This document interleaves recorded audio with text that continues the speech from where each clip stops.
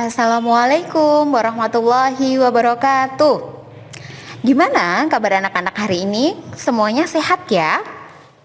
Oke, hari ini kita akan belajar tentang tematik materi pembelajaran IPS KD 3.3. Semuanya sudah siap ya?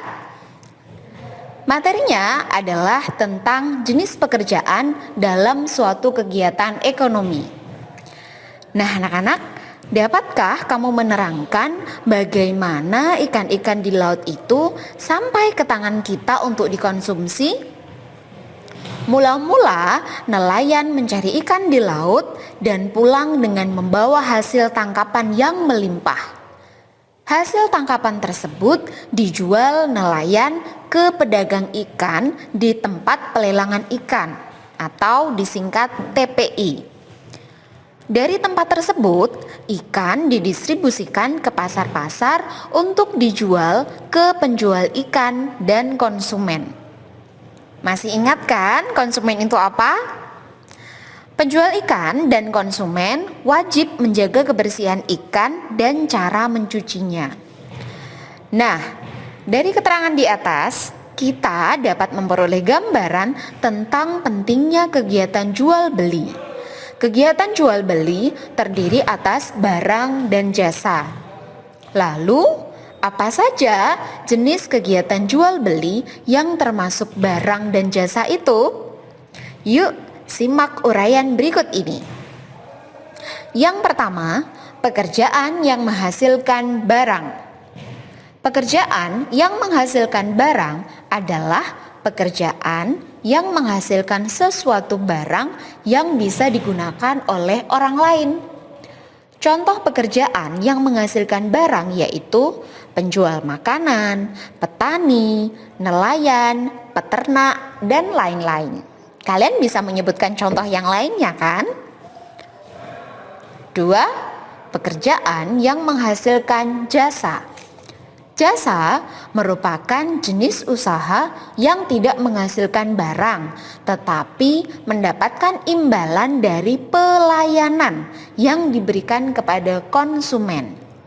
Jenis jasa dibedakan menjadi dua, yaitu A. Jasa transportasi, yaitu pelayanan pengangkutan orang atau barang dari suatu tempat ke tempat lain menggunakan sepeda motor, mobil, bus, truk, kapal laut, atau pesawat terbang.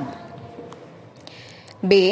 Jasa lainnya seperti dokter, tukang cukur, pengacara, montir, polisi, dan penjahit.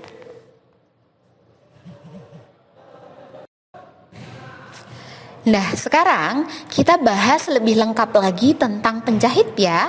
Tentu kalian sudah tahu kan penjahit itu pekerjaan tentang apa? Dengan keterampilannya, seorang penjahit mampu menjahit berbagai macam pakaian seperti kemeja, celana, rok, jas, dan sebagainya. Penjahit bekerja dengan jahit tangan atau mesin jahit. Untuk menghasilkan suatu pakaian yang berkualitas, seorang penjahit harus berwawasan luas, kreatif, dan teliti. Penjahit termasuk pekerjaan yang menghasilkan barang dari barang setengah jadi menjadi barang jadi. Misalnya, menjahit kain-kain baru hasil industri menjadi pakaian yang siap pakai. Selain itu, ada penjahit yang menghasilkan jasa. Misalnya, penjahit yang hanya menjahitkan atau memperbaiki pakaian yang rusak milik pelanggannya. Penjahit memperoleh imbalan dari pelanggannya atas jasanya tersebut. Sebelum menjahit, seorang penjahit harus membuat pola baju terlebih dahulu. Tujuannya agar nanti dalam proses menjahit tidak terjadi kesalahan. Pola baju dapat dibuat setelah penjahit mengukur bagian badan orang yang akan dibuatkan baju tersebut. Pengukuran ini dilakukan menggunakan pita meter.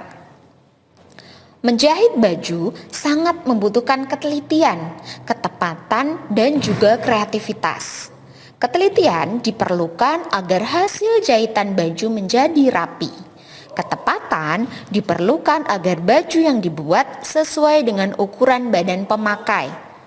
Kreativitas diperlukan agar desain baju yang dibuat tampak menarik dan sesuai dengan perkembangan zaman. Lalu, dapatkah kamu menjelaskan proses pembuatan sebuah baju itu? Untuk lebih jelasnya, simaklah proses pembuatan baju mulai dari pemetikan buah kapas sampai dengan menjahit kain menjadi baju berikut ini. Pertama, kapas diambil dari pohonnya. Pertama-tama, kapas dipanen dari pohon kapas. Lalu, kapas-kapas tersebut dijemur di bawah terik matahari selama beberapa hari. Kemudian, kapas-kapas yang sudah kering menjadi serat dipisahkan dari biji kapasnya. 2. Serat kapas dililit membentuk benang. Serat kapas yang sudah bersih dari biji-biji kemudian dipintal menjadi gulungan kapas. Dalam prosesnya, pemintalan menggunakan alat pemintal yang menarik serat kapas sedikit demi sedikit sambil diputar-putar. Hal ini bertujuan untuk memberikan ikatan antara serat hingga menjadi ukuran tertentu sesuai dengan kebutuhan. Kemudian, serat kapas yang sudah siap digulung pada tempatnya. 3. Lilitan benang. Serat kapas yang dipintal kemudian dicampur dengan berbagai jenis serat bola kapas yang berbeda. Hal ini bertujuan agar semua bola kapas tersebut dapat menyatu. Dari proses pemintalan inilah akan menghasilkan benang-benang. Setelah itu, benang-benang akan melalui proses pewarnaan secara merata. Proses ini hanya dilakukan pada benang-benang yang hendak dibuat pewarna. Untuk benang berwarna putih atau alami tidak perlu melalui proses pewarnaan. 4. Menenun benang menjadi kain. Benang-benang yang telah diwarnai kemudian ditenun menjadi kain. Dalam prosesnya, benang-benang dipersiapkan terlebih dahulu, lalu benang-benang dianyam hingga terbentuk anyaman kain. Untuk menghasilkan jenis kain yang lebih kuat, kadar kapasnya ditambahkan benang buatan atau polimer ke dalam kain tersebut. 5. Lembaran kain.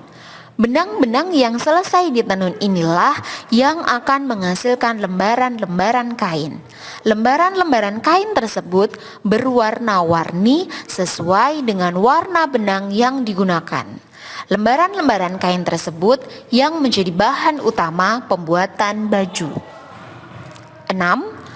Kain dipotong atau dibentuk sesuai pola. Lembaran-lembaran kain yang sudah jadi kemudian dibuat pola baju terlebih dahulu. Pola ini dibuat dengan memotong kertas yang membentuk bagian-bagian baju. Dengan adanya pola, penjahit mempunyai contoh model baju sehingga tidak terjadi kesalahan sewaktu menggunting kain. Dalam prosesnya, pola disesuaikan dengan ukuran-ukuran bentuk badan, mulai dari ukuran lingkar leher, lingkar dada, lingkar pinggang, dan panjang punggung. 7. Potongan kain yang berpola kemudian dijahit. Rancangan pola yang sudah jadi dan digunting kemudian dijahit dengan menyambungkan lembaran kain tersebut.